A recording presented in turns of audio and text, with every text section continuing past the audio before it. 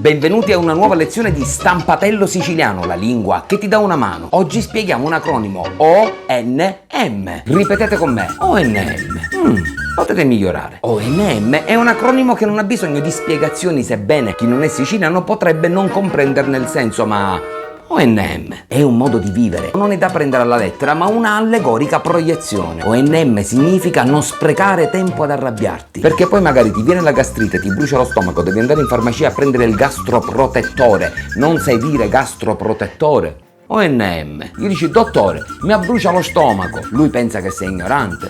ONM. Perché quando lui prende i soldi che fa? Li mette in un cassetto a parte? No, li mette sempre nella stessa cassa e pensa: non sa dire gastroprotettore. ONM. Finisce la storia di Totti e Hilary, finale del Grande Fratello VIP, Barbara D'Urso rientra o non rientra in TV. ONM.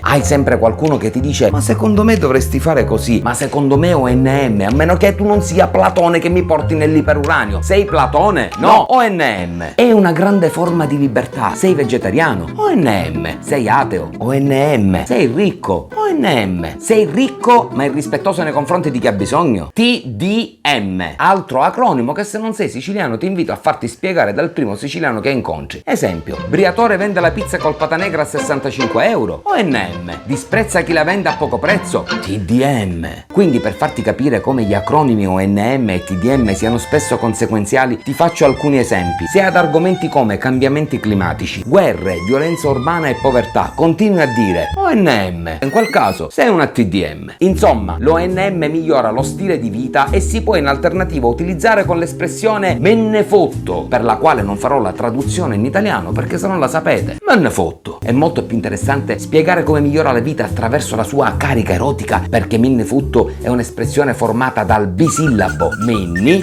seno di donna, e futto, amarsi appassionatamente. Ripetete con me: bene, fotto. Ci vediamo alla prossima lezione di Stampatello Siciliano, la lingua che ti dà una mano. Se questa lezione ti è piaciuta, condividila con un amico. Non ti è piaciuta? ONM, me ne fotto. E la mia casa è Piazza Grande.